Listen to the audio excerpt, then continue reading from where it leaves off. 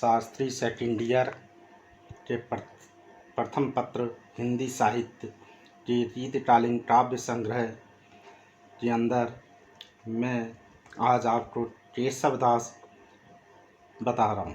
केशव दास का पहले परिचय सुन। आचार्य केशव का जन्म संवत 1618 विक्रम संवत में तथा मृत्यु संवत 1680 विक्रम संवत में हुई। अनेक विद्वान केशव दास को रीतिकाल का प्रवर्तक आचार्य मानते हैं। इसका कारण उनका आचार्य एवं महाकवि का समर्थ रूप है। केशव दास के वंशजों का मूल निवास स्थान ब्रज और राजस्थान के देहली दिल्ली मार्ग पर कुमेर गांव को माना जाता है। इनके पूर्वज संस्कृत साहित्य के प्रचंड पंडित थे। जहाँ तक उनके काव्य के सैद्धांतिक पक्ष का संबंध है, केशव दास अलंकारवादी थे। उन्होंने भामा, दंडी तथा उद्भट आदि अलंकार संप्रदाय के प्रधान प्रतिपादकों की परंपरा का ही अनुसरण किया है। चमत्कार प्रदर्शन की भावना उनमें सर्वोपरि है। भूषण या अलंकारहीन कविता को वे असुंदर समझते थे। इसलिए उनकी रचनाओं में श्लेष, यमक आदि का आश्रय लेकर उक्ति, वैचित्र्य एवं शब्द चमत्कार की प्रधानता मिलती है। वस्तुतः केशव दास का उद्देश्य ना तो अव्याहत रस संचार था और न ही गंभीर सिद्धांत विवेचन ही। रसिक प्राय, कवि प्राय तथा रामचंद्र का उनकी प्रमुख रचनाएं हैं जो उनकी ख्याति का प्रधान आधार है। इनके अतिरिक्त मुक्तक रचनाओं में रतनबावनी, विज्ञान गीता तथा जहांगीर जसचंद्र का है। केशव दास ने यद्यपि स्वयं ही राम को अपना इष्ट देव बताया है, फिर भी भक्ति के आवेगपूर्ण आत्मसमर्पण के दर्शन की उनकी रामचंद्र राम में नहीं होते हैं। डॉक्टर जगदीश गुप्त का मत है कि रीति काव्य के मान्य विद्वानों द्वारा यह बात बार बार दोहराई गई है। जिन संस्कृत ग्रंथों का आधार केशव ने लिया था या जो काव्य सिद्धांत उन्होंने अपनाया, उसका अनुकरण परिवर्ती रीति कवियों द्वारा नहीं हुआ। अतएव केशव दास के स्थान पर चिंतामणि को रीति परंपराओं के प्रवर्तन का श्रेय मिलना चाहिए, परंतु चिंतामणि का व्यक्तित्व केशव की अपेक्षा बहुत कम प्रभावशाली था। यह दूसरी बात है कि अन्य कवियों ने भी उन्हीं ग्रंथों को आधार बनाया जिनको चिंतामणि ने स्वीकार किया था। रीति काव्य के प्रति एक विशिष्ट मानसिक वातावरण के निर्माण में केशव का स्थान चिंतामणि की अपेक्षा कहीं अधिक ऊंचा है। केशव दास आचार्य और कवि दोनों ही रूपों में अपने तथा अपने बाद के युग के लिए एक प्रेरक शक्ति रहे हैं, भले ही स्वतंत्र रूप में उनका महत्व इतना अधिक ना हो।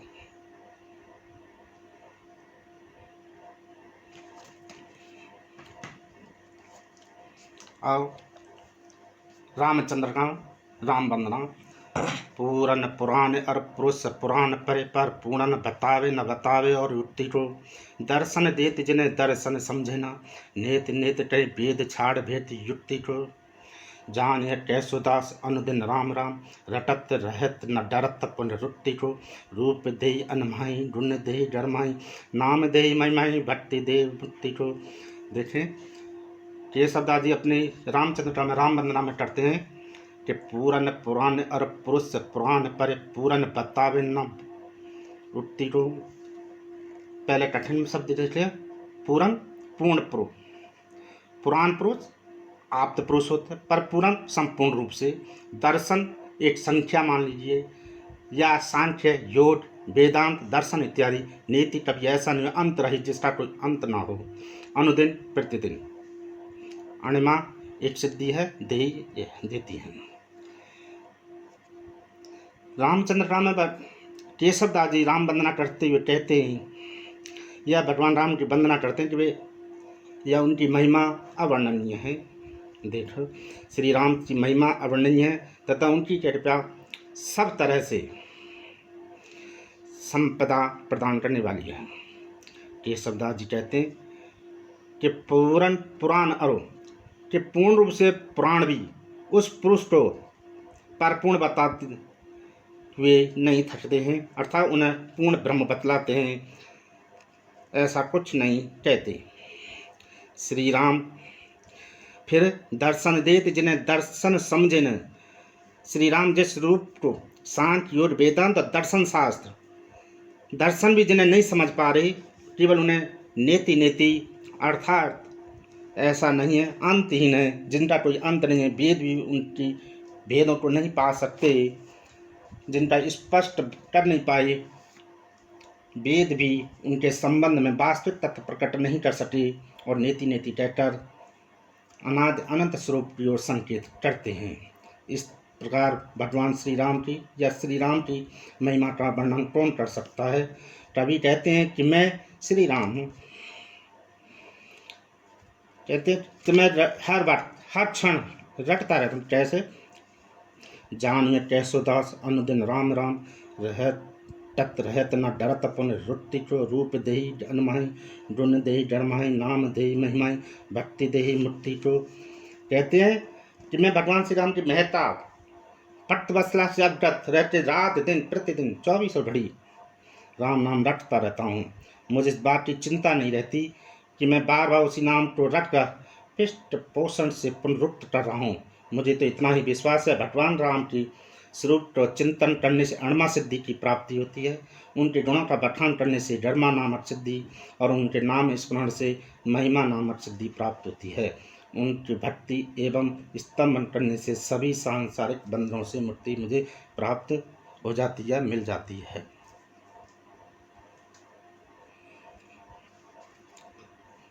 अब इसके बाद आप सूर्योदय वंदना में देखें। अरुण डात अतिपात पद्मनी प्राण नाथ भई मानहु केशव दास कोट नंद कोट प्रेम में पर पूर्ण सिंदूर पूर केंदो मंगल घट केंदो शक्र को छत्र मड़ो मणिक मयूट पट्ट के सोण काल कपाल है किले पाल काल को है ललित लाल टोंदो ललित सत्य दिर्भान के भाल को। इनमें कठिन शब्द देख लीजिए पहले। अणवारत लाल शरीर वाला, अतिपात अत्यधिक, पद्मिनी प्राणनाथ, सूर्य भय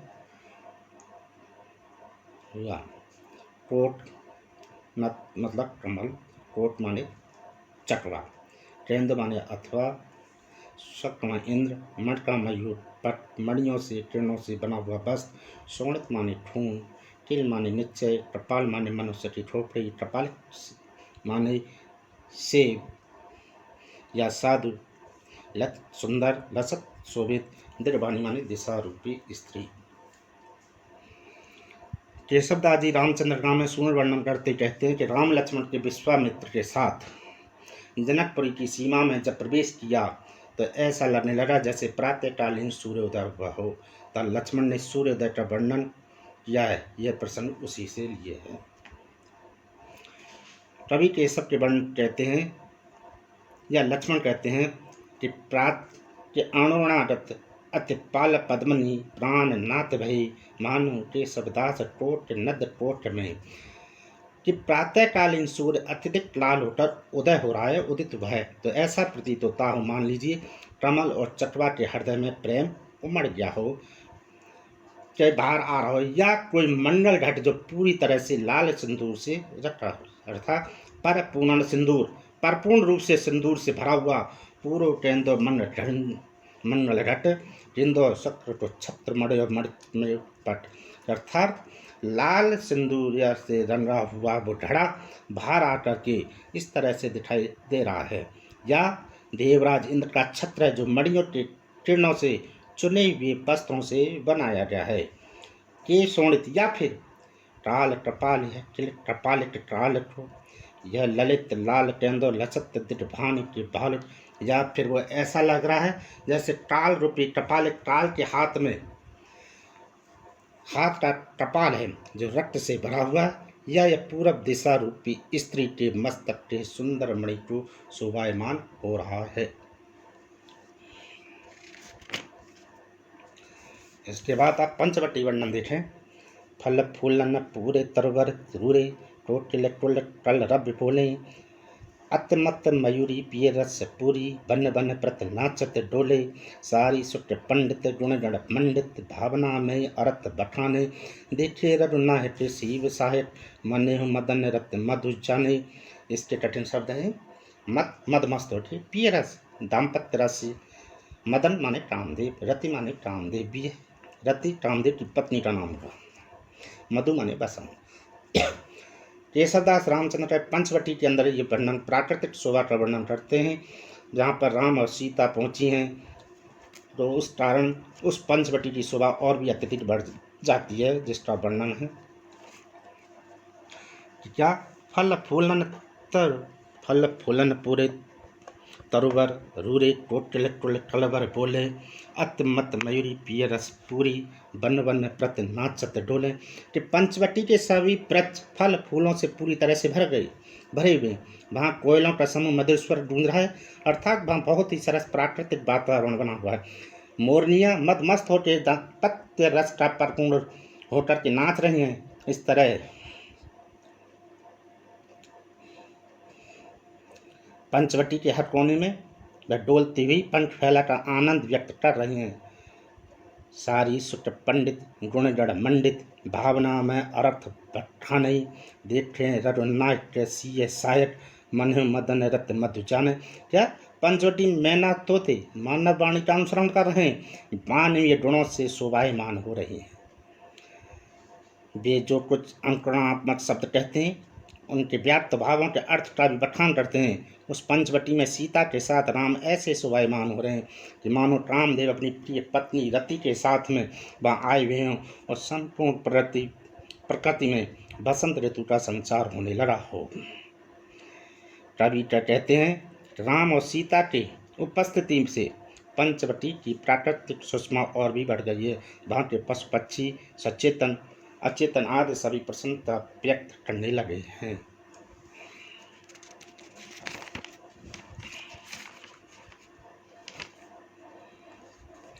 सब जात फटी दुटकी दुपटी टपटी न रहे जहाँ एक घटी ने टूटी रुच मीच ढट्टी हूँ ढट्टी जट जीव जति न की छोटी जति तटी अरे घोट की भरी टटी बिटटी न टटी प्रगटी रुर ज्ञान टट्टी चमु और नाचत मुठित नटी गुण धूर जटी बन पंचवटी दुपट्टी चद्दर जति याति यति मतलब साधु लोग तपस्वी जा तटी समाधि अवस्था में अर और या पाप धूर जटी बट अंशेप्शन कर। केशवदास रामचंद्र के पंचवटी वर्णन का प्रसंग के वर्णन फिर पंचवटी बताते हैं कि उसकी तुलना वे शिव जी से करते हैं कि सब जात फटी दुटकी दुपटी टपटी न रहे जहाँ इटी ढट्टी न डुटी रुच मिच ढट्टी हूँ ढट्टी जट जीव जतिन की छूटी तटी। लक्ष्मण जी क्या कहते हैं उस प्राकृतिक वर्णन को कहते हुए कि जिस प्रकार शिव के दर्शनों से सारे दुख दूर हो जाते हैं या पाप समस्त दूर हो जाते हैं, उसी प्रकार पंचवटी में आते ही समस्त दुख की चद्दर फट जाती है, अर्थात सभी दुख समाप्त हो जाते हैं। यहाँ आते ही मानव का मन एकदम शुद्ध पवित्र निर्मल हो जाता है। यहाँ मन से सारा मैल छल कपट निकल जाता है। मानव कपटी मनुष्य एक घड़ी भी नहीं रह सकते हैं। शिव के दर्शन पाने से मनुष्य जिस प्रकार कामना छोड़ देता है,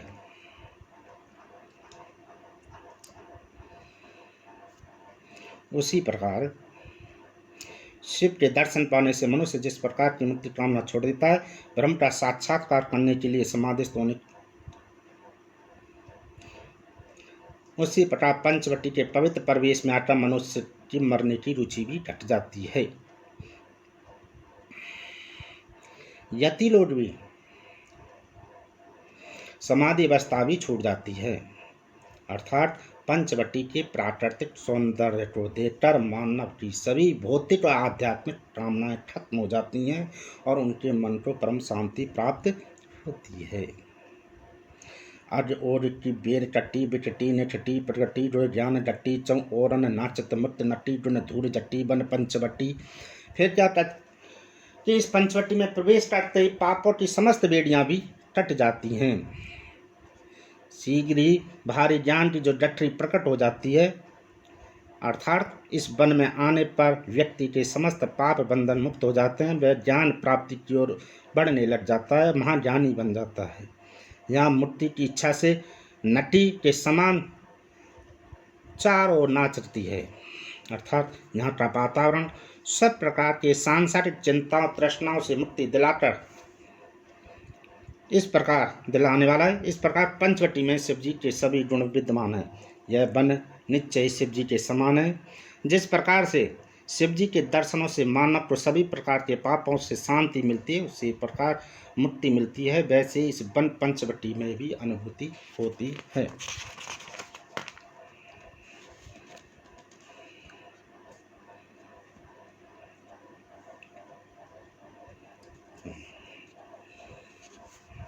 अब देखो हनुमान लंका गमन।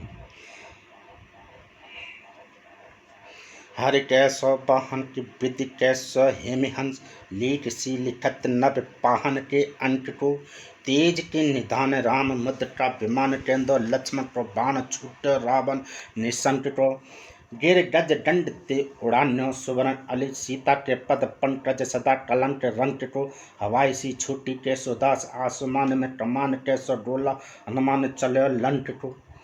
इसके कठिन शब्द हैं। हर कैसो वाहन अर्थात विष्णु का जो वाहन गरुड़ है उसके समान, विधि माने ब्रह्मा, हेमहंस स्वर्ण रंग का हंस, लीट माने रेखा, पान पत्थर की कसौटी, निदान माने बंडा, निशंक माने डमंडी एंटारी, सुवर्ण पीला, अली भौरा भमर, कलंक रंक जिसमें कलंक न हो, निर्मल पवित्र हो, डोला आतिशबाजी का, कमान माने धनुष्य तोप। इसमें केशवदास जी रामचंद्र का में जिस समय हनुमान जी लंका जाते हैं उसका वर्णन बताते हुए कहते हैं कि हनुमान जी किस तरह लग रहे हैं। हरे केशव वाहन के वाहन विधि हेमंस लीट सी लिखत नव पाहन के अंक को, कि भगवान विष्णु के वाहन गरुड़ की इसी तीव्र गति से अथवा ब्रह्मा के वाहन स्वर्ण हंस के समान आकाश रूपी पत्थर की कस सोने की रेखा से खींचते हुए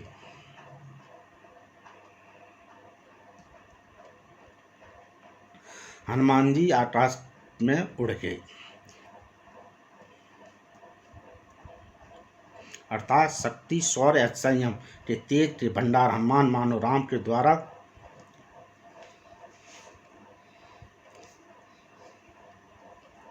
अंगूठी को विमान बनाकर उड़ गई। तेज की निदान राम मुद्र का विधान कैसो लक्ष्मण को बयान छूट रावण निशंक। क्या हनुमान जी राम की जिस अंगूठी को लेके गए कि उसे विमान मान करके भी उड़े, तो ऐसा लगने लगा जैसे कि घमंडी रावण को मारने के लिए लक्ष्मण ने बाण छोड़ दिया हो, अर्थात गिरिगज दंड ते उड़ान सुवर्ण अल्ली सीता पद पंकज सदा कलंक रंग को, कि मान लीजिए पर्वत रूपी हाथी के कुंभ स्थल से पीले रंग का कोई भौरा सीता के पद रूपी निर्मल कमल की शरण को पाने के लिए उठकर आकाश से उस ओर चला गया हो। हवाई सी छूटी कैसो दास आसमान में कमान कैसो डोला मान चलो लंका। केशव देव जी कहते हैं क्या कि हनुमान जी आसमान में इस तरह चले जैसे आतिशबाजी में तो डोला या तोप से निकला हुआ डोला चलता है, उसी तरह से हनुमान जी लंका की तरफ चले।